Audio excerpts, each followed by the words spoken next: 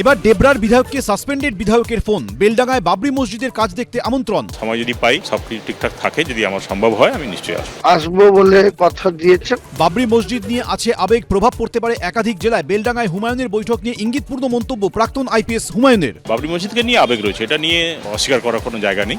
নাজিরাবাদে ভয়াবহ অগ্নিকাণ্ডের প্রতিবাদে মিছিল শুভেন্দুর। মোমোর মালিককে গ্রেফতার করতে হবে, ছেড়ে রেখেছেন কেন? মমতা ব্যানার্জির সফর সঙ্গী বলে।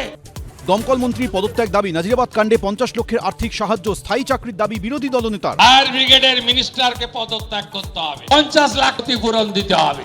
আজ কলকাতায় অমিত শাহ, রাতে বিজেপির কোর টিমের সঙ্গে বৈঠক। কাল ব্যারাকপুরে কর্মী সভা, বিকেলে বাগডোগরায় জনসভা। কটাক্ষ ফিরহাদের। কি এমন এত ভয় পাবার কে? বাঙালি ভয় পেতে পারে না। দিল্লি যাওয়ার আগে ফের ভবানীপুরের বিএলএদের সঙ্গে বৈঠকে মমতা। বৈঠকে নির্বাচন কমিশন ও সিইও দপ্তরের সামনে তৃণমূলপন্থীদের বিক্ষোভ। সন্ধে 6টায় দেখুন পাপিয়ার সঙ্গে। জোট জল্পনার মধ্যে এক হুমায়ুনকে আরেক হুমায়ুনের আমন্ত্রণ। দিল্লি যাওয়ার আগে এসআইআর বৈঠকে তৃণমূল নেত্রী। রাত 8টায় দেখুন দেবস্মিতা পাপিয়ার সঙ্গে।